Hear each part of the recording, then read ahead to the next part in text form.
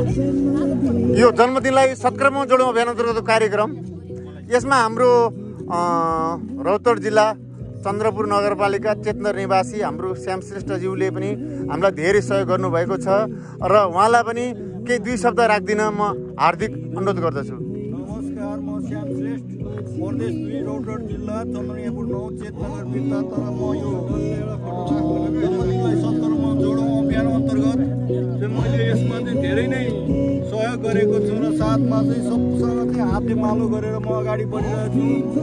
वन जङ्गलहरू विनाश भयो, त्यस कारणले र केक काट्दाखेरि हाम्रो जन्मदिनमा केक काट्दाखेरि धेरै समस्याहरू भएको हुँदाखेरि हामीले चाहिँ यो सत्कर्ममा चाहिँ यो अभियानमा चाहिँ हामी अगाडि बढिरहेछौँ सबसँग हाते मालो गरिकन। र भन्नुपर्दाखेरि अब आउँदो यो 2026 नयाँ वर्ष र तमु लोसारको चाहिँ शुभ अवसरमा चाहिँ यही पुस 15 गते चाहिँ परेको हुँदाखेरि गण्डक प्रदेशमा चाहिँ धेरै रमाइलो साथ मनाउँथ्यो भनेदेखि हाम्रो यहाँ पनि एकदम विभिन्न छरिएका तमु समाजहरूले पनि धेरै यो पर्वलाई चाहिँ अगाडि बढाइरहेको छ। सबलाई चाहिँ नयाँ वर्षको शुभकामनाको साथसाथै अब यो आउँदो क्रिसमस आउँदैछ, त्यस कारणले गर्दा उहाँहरूलाई पनि म धेरै मुरी धन्यवाद दिन चाहन्छु र हजुरहरूले पनि राम्रोसँग मनाउनु होला नयाँ वर्ष र तमु चाहिँ लोसार पर्व मनाउनु होला भनी म यही चाहन्छु। हस् त, नमस्कार। हस्, श्याम श्रेष्ठज्यूलाई धेरै धन्यवाद। चाँदनी जन्मोत्सव पार्कको तर्फबाट उहाँलाई धेरै धन्यवाद। जोडेर मनाऊ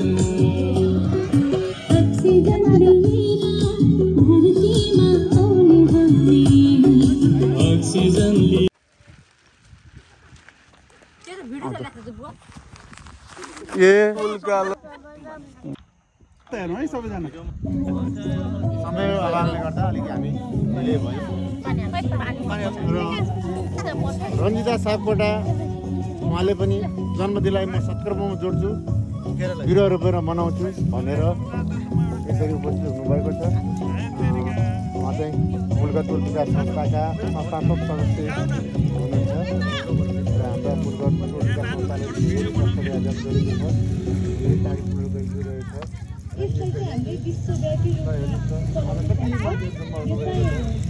उहाँले पनि कार्यक्रममा धेरै माया गर्नुभएको छ। आफूले भ्याइ नभ्याइ आफ्नो हरेक कामहरूलाई छोडेर र जति पनि आमन्त्रित हुनुभएको छ सबैलाई धेरै धन्यवाद दिन चाहन्छु।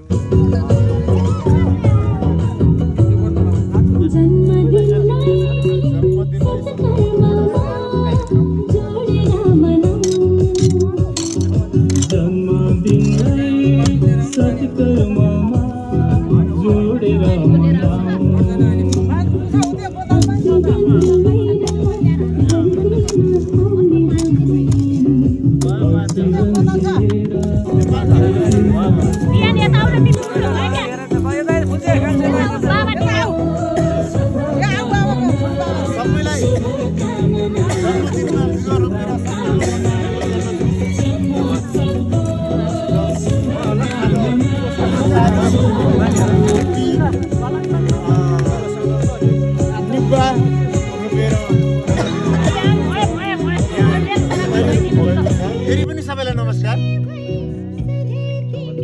यहाँ आज हाम्रो धेरै टाढादेखि पाहुनाहरू पनि आउनु भएको छ।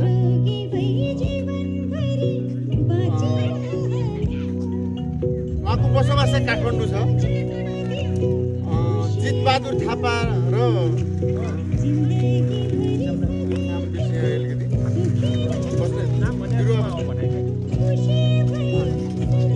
उहाँहरू पनि काठमाडौँदेखि यो कार्यक्रम कस्तो रहेछ, यसलाई कसरी जोड्ने रहेछ, सत्कर्म भनेको के हो रहेछ भनेर उहाँहरूले पनि हामीलाई साथ सहयोग दिनुभएको छ। र उहाँहरूले पनि भोलि आइपिएको बेलामा यही ठाउँमा आउँदाखेरि हामी पनि जन्मदिनलाई सत्कर्ममा जोड्छौँ भनेर उहाँहरूलाई यही जन्मोत्सव पार्कमा आएर बिरुवा रोप्न अनुरोध गर्छु।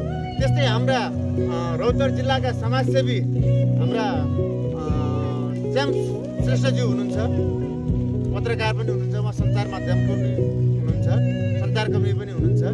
उहाँ श्याम श्रेष्ठज्यूलाई मैले अहिले फोन गरेको थिएँ, सर यस्तो कार्यक्रम छ, यसरी हजुर आउनु भनेपछि उहाँले हरेक टाइममा हरेक समयमा उहाँले हाम्रो हाम्रो जन्मदिनको कार्यक्रमलाई सहभागिता जनाइदिनु भएको छ।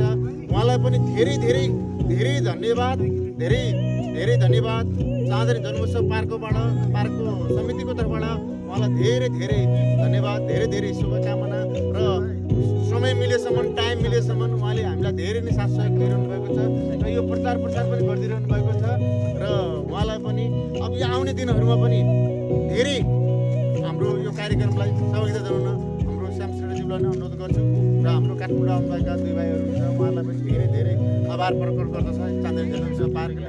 र यदि उहाँहरू यहाँ आउन सक्नु भएन भने जन्मदिनलाई सत्रमा जोडौँ अभियान अन्तर्गत आफ्नै घरमा भए पनि एउटा गमलामा भए पनि बिरुवा रोपेर आज मेरो जन्मदिन भनेर अनलाइनतिर हालिदिनु भयो भने त्यो नै उत्तम हुन्छ र उहाँहरूलाई पनि धेरै धेरै धन्यवाद।